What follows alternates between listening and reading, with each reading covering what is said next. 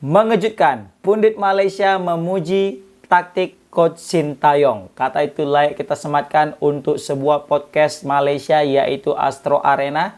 Jadi pundit Malaysia dengan belak-belakan, dengan terang-terangan memuji daripada permainan timnas ketika menghadapi Arab Saudi dan memuji taktik serta permainan daripada anak asuh Coach Sintayong. Ada di situ dua pundit daripada channel YouTube Astro Arena. Tadi aku nonton videonya berdurasi sekitar 12 menit 46 detik. Di situ mereka menceritakan tentang euforia, tentang permainan, tentang ya semua hal baik di dalam maupun luar lapangan tentang kemenangan timnas Indonesia menghadapi Arab Saudi dan juga kekalahan timnas menghadapi Jepang. Sebelumnya mereka juga sempat membahas tentang kekalahan timnas atas Jepang. Mereka juga sangat menyayangkan ada peluang manis daripada Indonesia yang gagal dimanfaatkan, yang 1-1 dengan kiper Jepang. Tapi tak apa kata mereka, mereka juga sudah melakukan yang terbaik. Mereka juga mengapresiasi permainan timnas ketika menghadapi Jepang. Mereka juga sudah menyadari Indonesia ini melawan Jepang yang notabene sebagai macan Asia, salah satu tim terkuat Asia. Bahkan mereka bilang bukan lagi tim terkuat Asia, dia udah menjadi kompetitor untuk menjadi juara Piala Dunia. Saking kuatnya nih Jepang kata mereka. Nah di sini dua pundit ini memuji daripada pola permainan timnas Indonesia, strategi yang diracik oleh Coach Sintayong. Ada dua poin sih yang mereka ini sangat apresiasi dan sangat puas dengan melihat timnas Indonesia, guys. Yang pertama adalah defense yang rapi.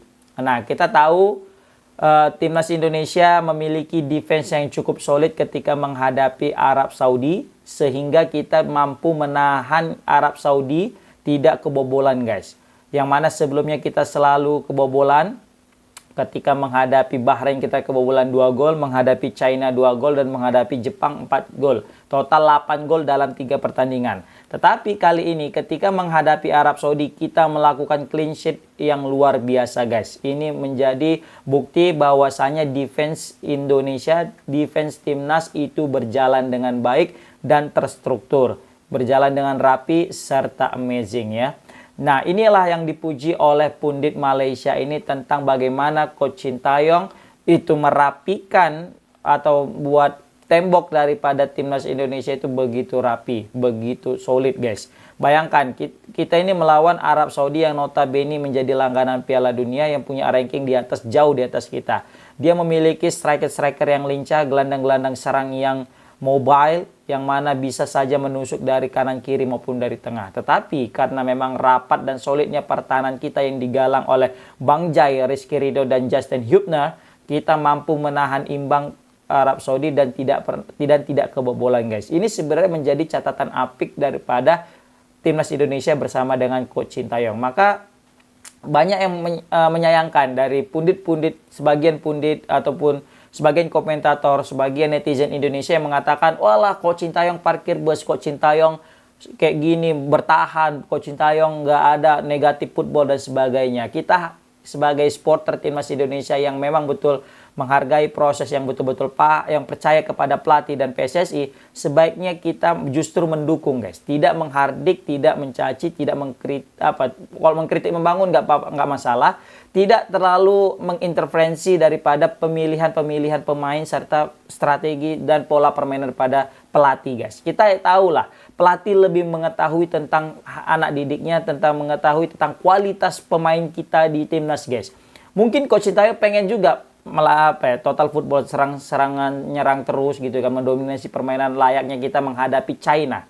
Tetapi kita lihat ketika kita sudah berusaha untuk menjadi orang yang mendominasi dalam suatu pertandingan, kita belum siap yang namanya kena serangan balik, guys. Terbukti sering sekali kita itu kebobolan melalui serangan balik. Ketika menghadapi China, kita 2 kali itu kebobolan karena serangan balik. Walaupun satu itu karena kesalahan Patinama, tapi gol kedua itu serangan balik, guys. Ketika menghadapi Jepang juga serangan balik. Nah ini, jadi kita itu dinilai masih belum bisa untuk menerapkan permainan yang terlalu menyerang, guys. Karena memang kebetulan kita belum solid di lini pertahanan. Aku juga percaya kalau misalnya nanti lini pertahanan kita memang sudah solid, udah dibentuk sama Coach Sintayong solid untuk bertahan, aku yakin ketika nanti udah solid, kita akan bermain dengan menyerang dan menguasai pertandingan, guys. Tapi yang jadi masalah, lini pertahanan kita belum sesolid itu, guys. Jadi Coach Sintayong belum berani meninggalkan lini pertahanan ini, pola permainan bertahan ini, kalau misalnya kita ketika menyerang juga masih belum bisa memanfaatkan peluang-peluang yang ada. Bayangkan, kita udah punya peluang tapi gagal, terus kena serangan balik, gol. Nah, ini yang jadi masalah. Ketika finishing juga menjadi masalah, dan lini belakang belum sekuat yang kita kira, guys. Memang terlihat kuat untuk saat ini dengan isi pemain-pemain yang dari abroad, dari pemain-pemain diaspora. Tapi mesti kita akui, guys, kalau misalnya kita kena serangan balik, kita itu masih keteteran. Nah, berarti mengindikasikan pertahanan kita belum kuat. Kalau pertahanan kita nggak kuat, tapi striker kita kuat, nggak masalah tadi. Makanya kalau kata Coach Justin, kalau kalian kebobolan 3, terus kalian cetak 4 gol, you still win the game, kan gitu. Tapi yang jadi permasalahan adalah, back kita nggak terlalu mantap kalau kena serangan balik, yang ianya ketika kita nyerang, malah nggak gol. Malah ketika mesti dapat 5 atau 6 peluang, baru cetak 1 atau 2 gol. Nah, ini kan kurangnya efektivitas daripada striker-striker kita di lini depan. Nah, itu sih poin pertama yang disampaikan daripada pundit Malaysia ini, dan aku sedikit menyambungkan pendapat mereka dan aku sampaikan opini aku juga, guys. Komen di kolom komentar gimana pendapat kalian. Oke, adapun poin kedua yang disampaikan, yang direspekkan atau mungkin yang dipuji daripada pundit Malaysia ini adalah tentang serangan balik timnas yang apik. Ya, jadi kita tahu gol timnas itu dua-duanya itu berawal dari serangan balik. Ini menandakan bahwasanya pola permainan timnas itu lebih cocok bertahan dan mengandalkan serangan balik. Ketika menghadapi China, kita mendominasi, malah kita yang kena serangan balik. Ketika menghadapi Bahrain juga gitu, kita bertahan dan kita menyerang balik dan dapat gol. Ketika menghadapi Arab Saudi juga di Jeddah, kita bertahan dan kita menyerang balik dan kita mendapatkan gol. Nah, sebenarnya Coach Sintayong ini lebih cocok memang dengan formasi skema taktik seperti ini. Kita bertahan dan sambil mencari ada ruang, ketika itu langsung ada peluang, boom, langsung kita serangan balik dan mencetak gol. Di sini pundit daripada Malaysia ini juga memuji bagaimana serangan balik timnas Indonesia itu sangat rapi dan efektif. Ya, walaupun kita tahu banyak sebenarnya kalau misalnya kita total serangan balik kita terus melihat banyaknya gol yang harusnya bisa terjadi, itu mungkin bisa jadi nggak efektif. Tapi kalau misalnya melihat daripada gol timnas Indonesia, rata-rata itu ya memang dari serangan balik.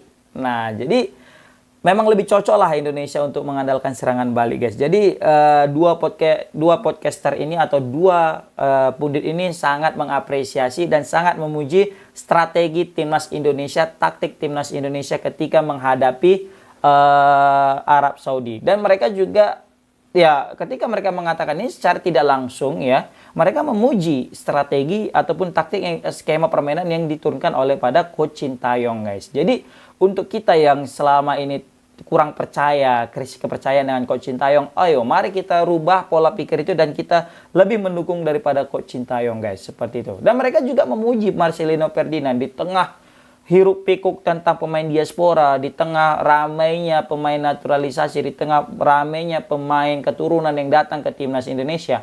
Marcelino hadir sebagai pemain asli atau mungkin pemain lokal yang mampu bersaing dengan pemain-pemain diaspora. Ini masa depan timnas Indonesia, guys.